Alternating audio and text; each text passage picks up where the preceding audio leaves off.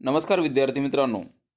नवीन अभ्यासक्रमानुसार इयत्ता 10वी विषय मराठी कुमार भारती पाठ क्रमांक 13 कर्ते सुधारक कर्वे या पाठाचे लेखक आहेत डॉक्टर श्री गोपाळ देशपांडे.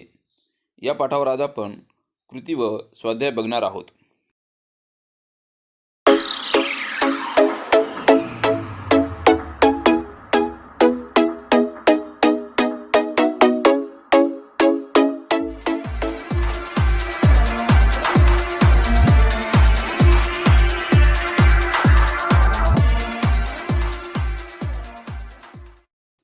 प्रश्न क्रमांक 1. खालील आकृत्या पूर्ण करा. महर्षी कर्वे यांना अपेक्षित असलेले स्वातंत्र्य प्रकार. 1. राष्ट्रीय स्वातंत्र्य. 2. संपूर्ण स्वातंत्र्य. हे महर्षी कर्वे यांना अपेक्षित असलेले स्वातंत्र्य प्रकार आहेत. आकृती पूर्ण करा. महर्षी कर्वे यांचे स्त्री स्वातंत्र्याबद्दलचे विचार. 1. स्त्रियांना गुलामीतून मुक्त करायचे असेल तर देशाला संपूर्ण स्वातंत्र्य मिळाले पाहिजे. 2. आपण गुलाम आहोत याचे स्त्रीला भान आले पाहिजे. 3. स्त्रीने शिक्षण घेतलेच पाहिजे. 4. शांतपणे, शोषिकपणे व सहिष्णू वृत्तीने स्त्री शिक्षणाची चळवळ केली पाहिजे. हे सर्व महर्षी कर्वे यांचे स्त्री स्वातंत्र्याबद्दलचे विचार होत. समोर दिलेली आकृती पूर्ण करा. महर्षी कर्वे यांची प्रेरणास्थाने. 1.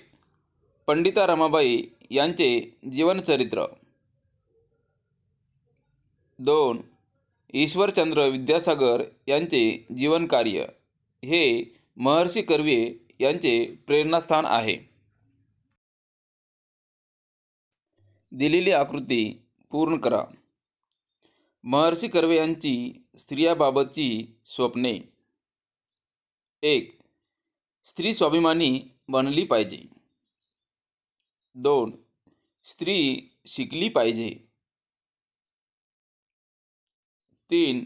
उच्च विद्याभूषित होऊन पुरुषांशी स्पर्धा केली पाहिजे. 4. स्त्रीला पुरुषा इतके स्वातंत्र्य मिळाले पाहिजे. हे सर्व महर्षी कर्वे यांची स्त्रीबाबतची स्वप्ने होत. प्रश्न क्रमांक 2. महर्षी कर्वे यांच्या कार्यकुशलतेचा ओघ तक्ता पूर्ण करा. कार्यात नेमकेपणा होता. ते बोलत नसत. विचार करीत असत. विचार पक्का झाला की तो विचार आचरणात आणत. लोकांना त्यांच्या कृतीतून त्यांचा विचार समजत असे.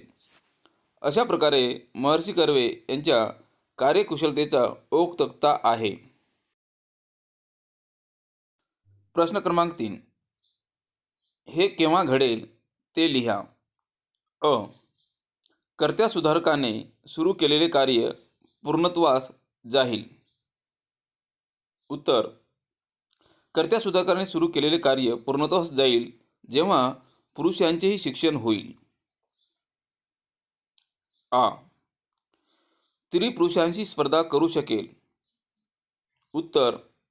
स्त्री पुरुषांशी स्पर्धा करू शकेल जेव्हा ती उच्च विद्याविभूषित होईल. प्रश्न क्रमांक 4. चौकटी पूर्ण करा. अ. लेखकांच्या मते दुसऱ्यांच्या दुःखाने दुःखी व सुखात सुखी होणारा स्थितप्रज्ञ. आ. कर्वे यांना लोकमानसाने दिलेली पदवी महर्षी. प्रश्न क्रमांक 5. पाठाच्या आधारे वाक्यांचा उर्वरित भाग लिहून वाक्य पूर्ण करा. 1. स्त्रीने स्वातंत्र्य कमवावे असे वाटणे म्हणजे खडकावर डोके आपटण्यासारखे आहे. 2. समाजाविरुद्ध विद्रोह केला तर विद्रोह करणाऱ्याला समाज गिळून टाकायला येईल. 3. लोकांनी कर्वे यांची ससे होलपट चालवली तरी कर्वेंनी त्यांना शिव्याशाप दिले नाहीत किंवा आपल्या कार्यापासून कर्वे विचलित झाले नाहीत. अशा प्रकारे पाठाच्या आधारे वाक्यांचा उर्वरित भाग लिहून वाक्य पूर्ण केली आहेत. प्रश्न क्रमांक 6. कार्य या शब्दासाठी पाठात आलेले विशेषण शोधा. कार्य या शब्दाची विशेषणे आहेत: मोठे, अतोनात, कठीण, ऐतिहासिक, जटिल, अटीतटीचे, महाकठीण, अलौकिक, महान इत्यादी शब्द कार्य या शब्दासाठी पाठात आलेले विशेषणे आहेत. प्रश्न क्रमांक 7. खालील वाक्यातील वाक्प्रचार शोधा. अ. शिक्षकांनी सांगितलेले हृदय आठवण आमच्या मनात घर करून राहिली. वाक्प्रचार आहे या वाक्यातला मनात घर करून राहणे. आ. वक्त्याचे विचार अनेकांच्या पचनी पडले नाहीत. या वाक्यातील वाक्प्रचार आहे पचनी न पडणे. प्रश्न क्रमांक 8. खालील वाक्यातील उभयान्वी अव्यये शोधून लिहा. वाक्य अ. त्यांनी लाडू व करंज्या खाल्या. या वाक्यातील उभयान्वी अव्यय आहे व. आ. पाऊस आला आणि गारा पडल्या. या वाक्यातील उभयान्वी अव्यय आहे आणि. ई. तो येणार कारण त्याला पैशाची गरज आहे. या वाक्यातील उभयान्वी अव्यय आहे कारण. ई. आजी म्हणाली की मी उद्या गावाला जाणार आहे. या वाक्यातील उभयान्वी अव्यय आहे की. प्रश्न क्रमांक 9. केवळ प्रयोगी अव्ययांचा वापर करून वाक्य पुन्हा लिहा. अ. वाक्य आहे काय सुंदर देखावा आहे हा. उत्तर ओहो काय सुंदर देखावा आहे हा. आ. असा प्रसंग वैऱ्यावर देखील येऊ नये. केवळ प्रयोगी अव्यय वापरून. उत्तर अरे रे रे असा प्रसंग वैऱ्यावर देखील येऊ नये. ई. वाक्य तुझी कल्पनाच मुळी मला पसंत नाही. केवळ प्रयोगी अव्यय वापरून. छे तुझी कल्पनाच मुळी मला पसंत नाही. वाक्य ई. आज तू फार चांगला खेळलास. केवळ प्रयोगी अव्यय वापरून. वाह वाह आज तू फार चांगला खेळलास. प्रश्न क्रमांक 10. स्वमत लिहा. अ. स्त्रियांनी शिकणे अत्यंत गरजेचे आहे. या विधानामागील अण्णांचा दृष्टिकोन स्पष्ट करा. उत्तर समाजात स्त्रियांची संख्या पुरुषाइतकीच असते. थोडी कमी जास्त भरेल पण साधारणपणे स्त्रिया म्हणजे समाजाचा अर्धा भाग होय. दुर्दैवाने आपल्या समाजाने स्त्रियांना मागासलेले ठेवले. त्यामुळे अर्धा समाज मागासलेला राहिला. त्याचे अनंत तोटे समाजाला आजसुद्धा भोगावे लागत आहेत. बहुतेक वेळा हे नुकसान मोजता येत नाही.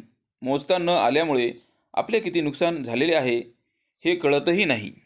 स्त्रियांना मागासलेले ठेवल्यामुळे समाजाची अर्धी बुद्धिमत्ता निरुपयोगी राहते. त्या बुद्धीचा समाजाला उपयोग झाला असता पण ती वाया जाते.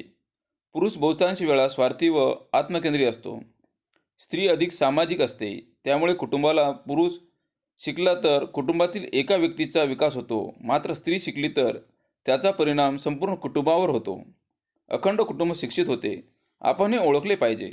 स्त्रियाला पुरुषांच्या बरोबरीचे स्थान दिले पाहिजे. आ. जया अंगी मोठेपण तया यातना कठीण हे वचन महर्षी कर्वे यांच्या जीवनाला कसे लागू पडते ते स्पष्ट करा. अण्णासाहेबांनी फार मोठे स्वप्न पाहिले होते. ते फार मोठे झेप घेऊ पाहत होते. त्यांच्या स्वप्नातला संपूर्ण समाजाची साथ मिळाली नाही. समाजाने अण्णासाहेबांना ओळखलेच नाही. समाजाने साथ दिली नाहीच. उलट पराकोटीचा विरोध केला. त्यांचा सतत अपमान केला. त्यांना धक्काबुक्की केली. त्यांचे कपडे फाडले. हे रोज घडत होते. त्यामुळे स्वतःचे कपडे रोज रोज शिवण्याची पाळी त्यांच्यावर येई. स्त्री शिक्षणासाठी देणग्या गोळ्या केल्या तर भ्रष्टाचाराचा सतत धाक दाखवला जाई. त्यांच्या चळवळीमुळे कुटुंबियांनाही त्रास सहन करावा लागे. त्यांच्यावर बहिष्कार टाकण्यातही आला होता. हे सर्व यातनामय होते. लोककल्याणासाठी अण्णासाहेबांनी या यातना सहन केल्या.